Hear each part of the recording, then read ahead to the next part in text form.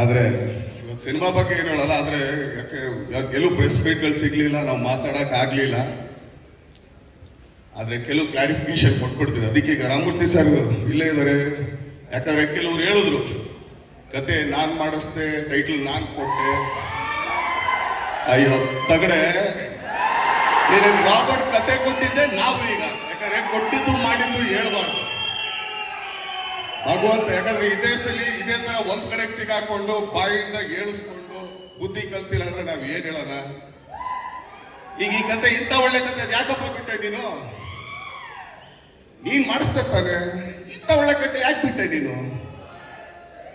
ನಿನ್ ಜಡ್ಜ್ಮೆಂಟ್ ಅಷ್ಟು ಚೆನ್ನಾಗಿದೆ, ಗುಡ್, ಮಾಡ್ಬೋದಾಗಿತ್ತಲ್ಲ. ಟೈಟಲ್ ನಾನು ಕೊಟ್ಟೆ, ಟೈಟಲ್ ಇಟ್ಟಿದ್ದೆ ನಾನು. ಅದಕ್ಕೊಂದು ಕ್ಲಾರಿಫಿಕೇಶನ್ ಇದೆ. ಬನ್ನಿ ಡೈರೆಕ್ಟರ್. ಏನಕ್ಕೆ ಅಂದ್ರೆ ಕ್ಲಾರಿಫಿಕೇಶನ್ ಕೊಡಕ್ ಬೇಕಲ್ಲ. ಯಾಕಂದ್ರೆ ನಾವೆಲ್ಲ ಸುಳ್ಳು ಹೇಳಿದ್ರೆ ಎಲ್ಲ ಆಧಾರ ಹಿಡ್ಕೊಂಡೆ ಮಾತಾಡ್ಬೇಕು. ಟೈಟಲ್ ಸ್ವಲ್ಪ ಕತೆ ನೀವ್ ಹೇಳಿ ಸ್ವಾಮಿ. ಮದಗಜ ಟೈಟ್ಲು ರಾಮಮೂರ್ತಿ ಸರ್ ಹತ್ರ ಇತ್ತು. ಅದು ತಗೊಳ್ಬೇಕಾದ್ರೆ ಕಾಟರ ಟೈಟ್ಲನ್ನ ಉಮಾಪತಿ ಸರ್ ಕೊಟ್ರು. ಮದಗಜ ಟೈಟ್ಲನ್ನ ಬಾಸ್ ಹೇಳಿದ ತಕ್ಷಣ ನನಗೆ ರಾಮಮೂರ್ತಿ ಸರ್ ಕೊಟ್ರು. Thank you Ramamurthy sir. ಯಾಕೆ ಅಂತಂದ್ರೆ ನಮ್ಮ ಹತ್ರ ಬ್ಯಾನರ್ ಇದ್ರೂ ಕೂಡ ಮಾತಾಡೋಣ. ಯಾಕಂದ್ರೆ ಕ್ಲಾರಿಫಿಕೇಶನ್ ಕೊಟ್ರೆ ಕರೆಕ್ಟ್ ಆಗಿ ಕೊಡ್ಬೇಕು ಅಂತ.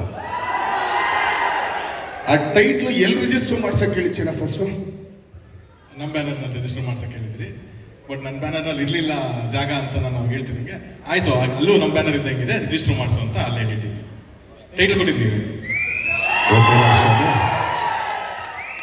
ಯಾಕಪ್ಪ ಬಂದು ನಮ್ಮ ಕೈಲೇ ಯಾಕೆ ಕುಂಬಿಸ್ಕೋತೀಯ? ಕುಂಬಿಸ್ಕೋಬೇಡ. ಎಲ್ಲ ಇದೆಯಾ, ಚೆನ್ನಾಗಿದೆ, ಅಲ್ಲೇ ಇಟ್ಕೊಡು. ತಪ್ಪದು. ಸೊ ಆದ್ರಿಂದ ಅದಷ್ಟೇ ನಾನು ಕ್ಲಾರಿಫಿಕೇಶನ್, ಯಾಕಂದ್ರೆ ನಿಮಗೆ ಗೊತ್ತಾಗ್ಲಿ ಅಂತ ಅಷ್ಟೇ, ಏನೇನಿಲ್ಲ.